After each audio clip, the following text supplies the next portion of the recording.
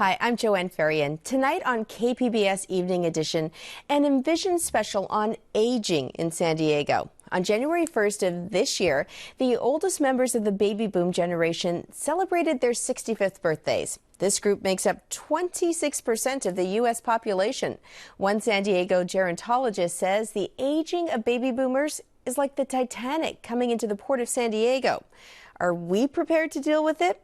Tonight, we'll look at some of the issues facing seniors and the San Diego region. We start with a look at boomers who are putting off retirement's promise of a life of leisure. KPBS reporter Eric Anderson brings us this story. See what I did? Notice the back is straight. I'm not leaning, I'm not pulling this way. Bill Moore is a teacher with a champion's pedigree. All right, one, good. Get my chin. Two. Moore won bodybuilding competitions in his 40s and 50s. That got the former Marine's picture on the wall of Stern's gym in North Park. He's still working at 70. You can only play golf sometimes so long. You can only fish so long when it becomes boring. And then when it becomes boring, what are you going to do? 3. Moore wants to stay active. Life has been good, but not so good that he can quit working. Last one. I have savings. I never had a pension, so I've got to continue. As long as I can walk, talk, breathe, I'm going to be working. But that's not the important thing. The most important thing, I love what I do. Moore is part of a growing segment of America's aging population. The Pew Research Center says a quarter of the people living past retirement age are still part of the workforce. Nearly half are working because they need the money. San Diego State University professor emeritus Tom Warshauer says the economy gets some of the credit. We wouldn't see that phenomenon if it wasn't for the recent market downturns and lack of growth in the last 5 years. That's backed up in a new Wells Fargo poll. A quarter of middle-class Americans say they'll need to work until they're 80 in order to be comfortable in retirement. Nearly 3/4 of those polled say they expect to work past retirement. And more than half think that they'll have to work past retirement to make ends meet. Warshauer says a number of factors are at play, but 2 of them stand out. First, there's no mandatory retirement age. The net result is that it's entirely the option of the individual. Secondly, as I mentioned, life expectancy has gone up substantially. Warshauer says people who think they're going to live longer plan to work longer. Richard Schulman is a 71-year-old computer software salesman and consultant. He's sold imaging programs to scores of government agencies interested in fighting wildfires. San Diego County uses one of those systems. Here's an example of 3D. This product, you can get a 3D rotation. It's actually a very dynamic product. It also will print images. It'll print whatever's on the screen. It will output them in a computer format to back to headquarters. As the Pew Research Center discovered, just over half of those working past retirement do it because they want to. I get the satisfaction of knowing I'm doing a good job. I get lots of feedback, and I seem to be part of the team and needed, and the clients are loyal for that. The retired naval commander says financial planning, a modest lifestyle, and some luck affords him the freedom to decide about work. It's all a matter of resources, it's a matter of desire, and it's what you like to do. My wife tells me, my wife Nita, she always gives me constant feedback and says, you enjoy what you're doing. You don't need to stop. Just make sure you're balanced, and I do. Most workers thinking about their retirement want what Schulman has. The Pew Research Center says 60% plan to work for pay after retirement because they want to. 30% expect to work for pay because they have to. One of the most difficult decisions facing seniors is where to live in their final years. In our next story, KPBS reporter Allison St. John takes us to 2 senior communities that offer independent and assisted living, one upscale and the other low rent. Hello. Ina Rubenstein lives at V, an upscale senior living community in La Jolla Village. We had decided a long time ago that we needed to be at a place where we could age in place actively and not have to worry about getting sick later on. Ina and her husband Erwin moved into this airy 2-bedroom apartment on the 7th floor of V 2 years ago. It's a continuing care retirement community that includes assisted living and skilled nursing care for its residents. We look for ones that where the monthly rate does not change as you move from one section to another. And when we were looking, there were only 3 in the area. To qualify to live here, the Rubensteins had to be both financially and physically healthy. The idea is that you come in when you're healthy and active, and you live with us for the rest of your life at whatever level of care you should need. And if you need to move to higher levels of care, you don't pay any more than what you did in independent living. Residents at V pay an entrance fee and then between about $3,000 and $6,000 a month to live here, depending on the size of their apartment. Everyone has access to the community's amenities. The restaurant downstairs, we have more comfort foods. We have your meatloaf, your roasted chicken, roasted turkey, that sort of thing. But we also have fresh fish every day. Upstairs, more composed, like you're going out to dinner at a nice restaurant downtown. Until the economic downturn, there was a waiting list to get into V. As quickly as an apartment came available, we would call someone from the wait list, and it was likely that they would take the next available apartment. However, in 2008, when things changed a little bit, and it happened to have coincided with our putting up our new tower with an additional 184 apartments, things slowed down a bit. In this economic climate, upscale senior communities often have trouble filling their space. Meanwhile, at the other end of the financial spectrum, affordable assisted living, like this project in City Heights, often have waiting lists. Josie Davis is 76. She lives at City Heights Square, affordable senior housing run by Senior Community Centres, a private non-profit. Her late husband was in the military, and she now lives on his pension of about $1,000 a month. The rent is still cheap because it's $577 my rent here. This is only studio, you see, because I can't afford to have the one bedroom will be $600 and something. Davis lives alone, but surrounded by her memories. Well, when I was young, I didn't have that much wrinkle as I have now. Activities here are limited. Some residents, they play that games, you know, domino and card game in the lunchroom, you know. They do that, and they have movie every Friday. There is breakfast and lunch every day. Davis sometimes goes to the food bank to get food she cooks for herself in the evening.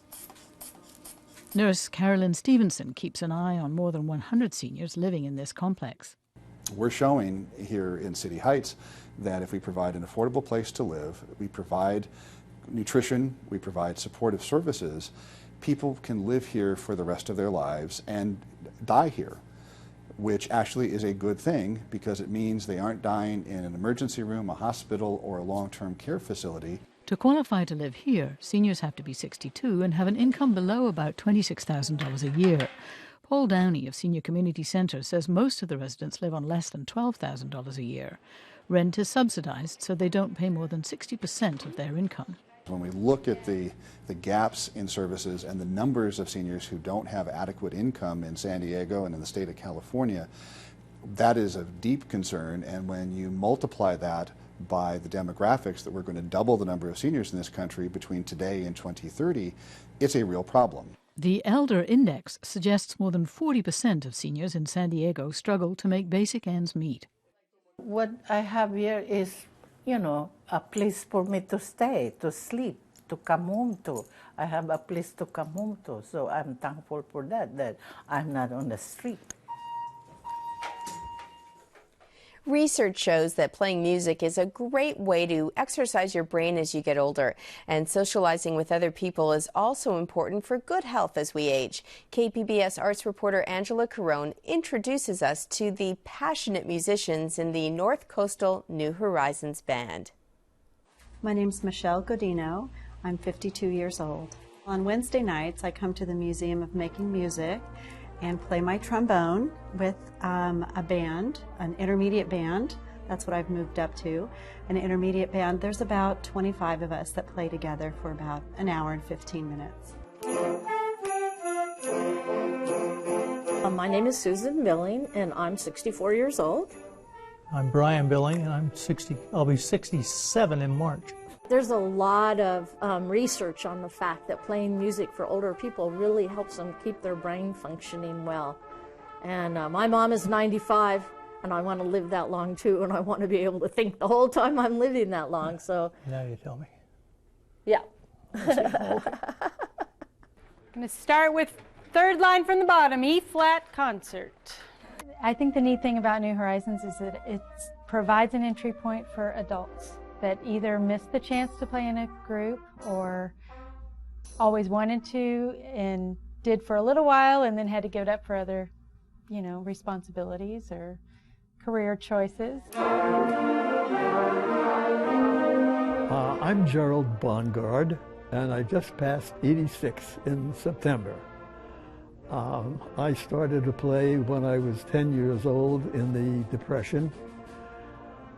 And at that time, it was very, very difficult to get the kind of musical training I really wanted. This is really a second opportunity for me because I always wanted to do this. Music, I just love music. It's a great sense of satisfaction, and I think it has something to do with my longevity. I really do. Playing an instrument, you kind of have to be a little bit vulnerable. Some of these people are doctors and lawyers, and they've never read a note of music, and they're learning with everybody else, the plumbers and the truck drivers and me. I think it's really fun. This is an E-flat alto saxophone made by the Busher Company. I treasure it because it's been with me virtually all of my life.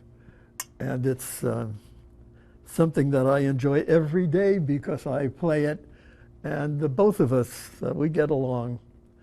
It's a wonderful instrument, and I wish that I had the talent to really coax it into the beautiful tones that it can have.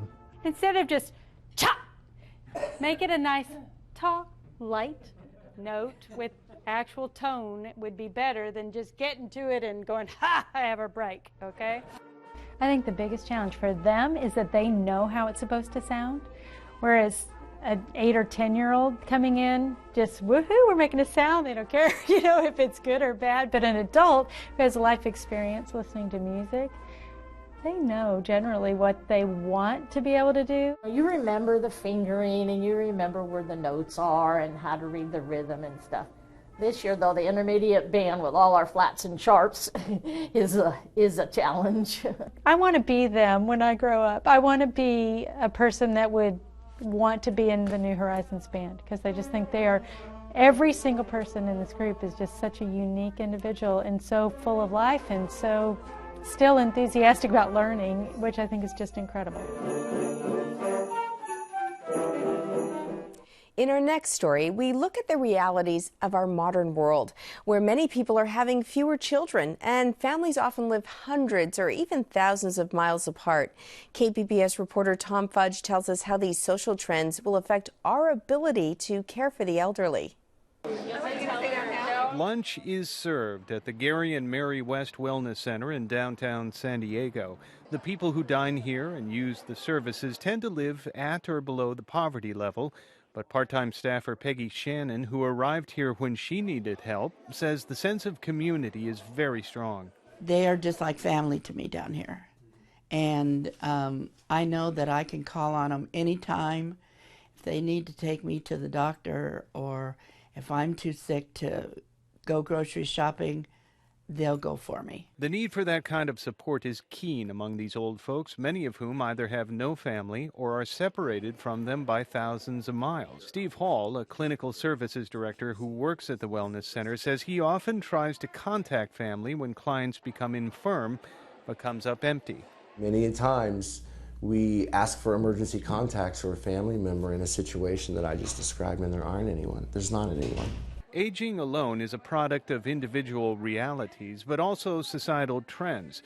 Birth rates have fallen from nearly 4 children per woman at the height of the baby boom to less than 2 children in the late 70s.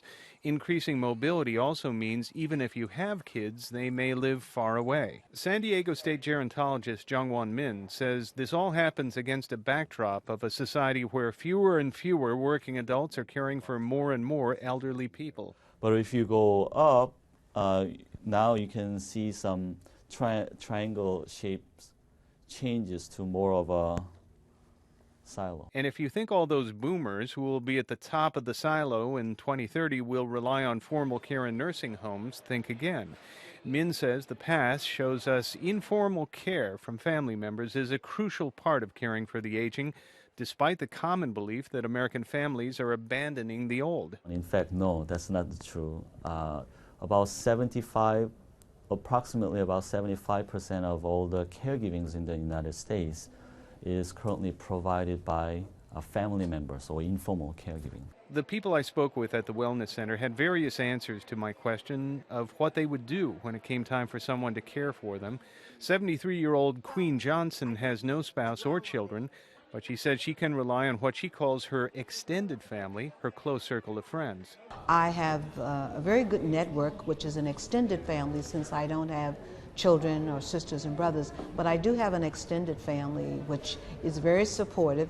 Min says as old people have fewer young people to depend on, public policy must find a way to provide more formal care for the elderly in San Diego and lend support to informal care. He adds that in his Korean background, the eldest son is expected to take care of his parents when they get old. His parents still live in Korea, and Jong-min is their eldest son. And because I live long distance from them, because my parents currently live in Korea, it comes also with a huge sense of the guilt that I'm not there to really to help them with many things. The Centers for Disease Control says nearly half of all deaths in the U.S. take place in a hospital. That's despite the fact that hospice care is widely available and is covered by Medicare. KPBS reporter Kenny Goldberg takes a look at how San Diego's oldest hospice is trying to raise awareness about end-of-life options. On the third floor of a Mission Valley department store, an educational program for older adults hosts a session on hospice care. Speaker Ken Lowe explains the basic philosophy. No one should live in pain. No one should live in fear. No one should die feeling alone. Most patients in hospice care are 65 and older. Hospice is designed for people who are given less than 6 months to live. It focuses on managing symptoms, relieving pain, and providing emotional and spiritual support. Medicare and private insurers pick up the tab. Lowe says despite these benefits, he's constantly surprised at how little people know about hospice. They don't have a clue. They don't even have a clue as to what hospice care is. In other words, what it means to them as a caregiver. They just don't. It's amazing. One of the challenges with spreading the word about hospice care is that it deals with dying, and that's an uncomfortable subject for most Americans. That's not the case in some other parts of the world. Well, there are many countries, many of them developing countries, where death seems to be embraced more as an integral part of life, and it's acknowledged more by the society. It's harder in America, I think, for many of us to acknowledge that part of life. Dr. Oppenheim says that unease in talking about death fuels some common myths about hospice care. There are misperceptions that when people go to hospice that somehow death is accelerated, and in fact we have a growing evidence base that people live longer with hospice care in the setting of terminal illness. The process of placing someone in hospice care begins with a referral from a doctor. But believe it or not, some physicians have a tough time bringing up the subject. And I think sometimes the patient or family member ends up asking the question, and we would love to see physicians developing more comfort and bringing the topic up.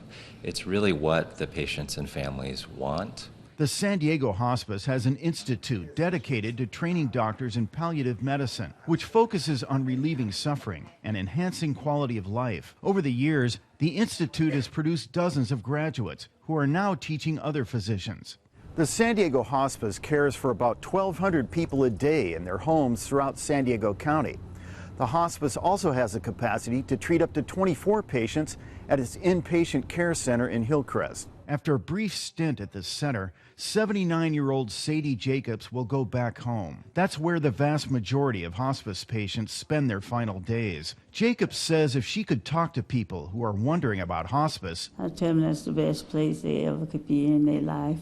They don't have to worry about themselves or people here concerned about you and not themselves. And I tell them they feel comfortable. It's the best place they ever could go besides heaven. In our next story, we introduce you to a woman who says she never thinks about death. San Diegan Laura Simon published her book, I'm Still Here, when she was 100, despite being legally blind. She is one of the oldest living authors in the Library of Congress. KPBS video journalist Katie Ufrat brings us this profile of a remarkable woman.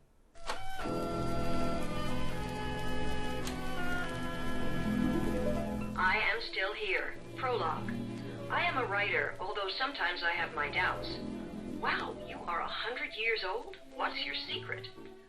That is a question that everybody asks me. What is your secret? My secret is in this book. I was looking for the secret myself. The secret is to live as honorably as you can and to work. Oh, I was born in 1905, Thanksgiving, when Teddy Roosevelt was president. I'm going to be 106 years old within the next week or two. And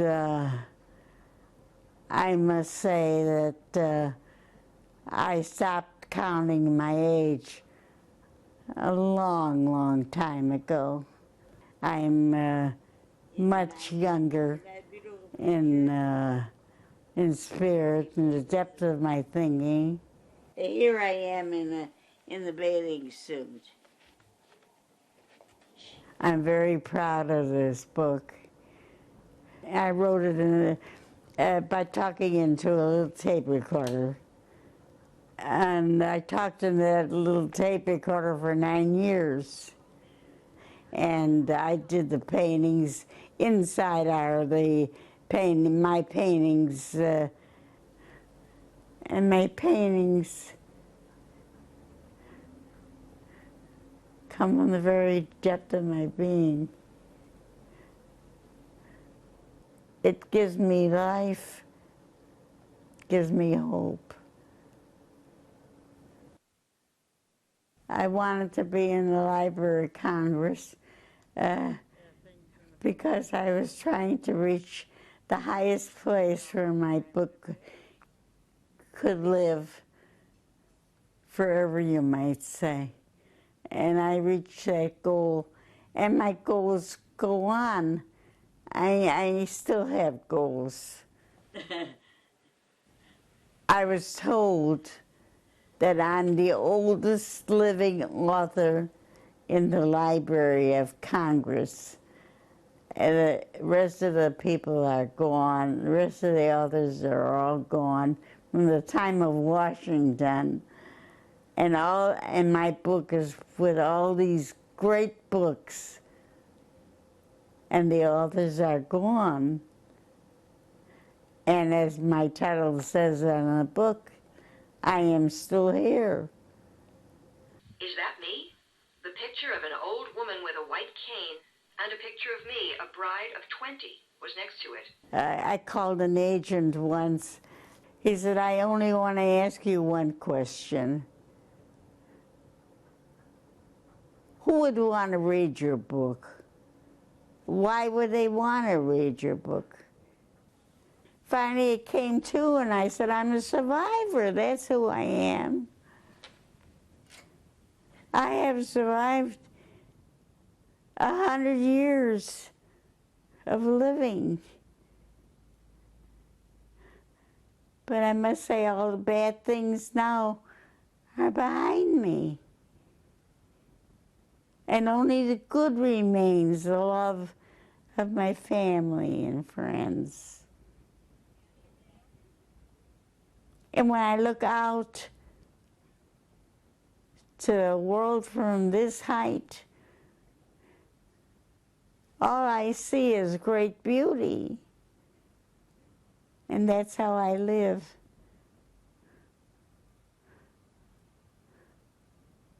I see only beauty.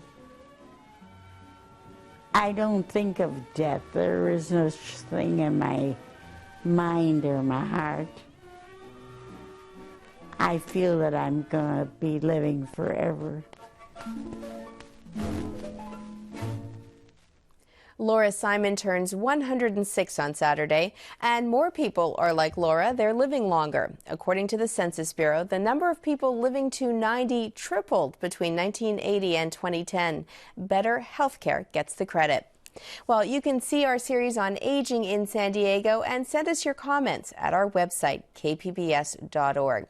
From all of us at KPBS, we wish you and your family a happy and healthy Thanksgiving. Good night.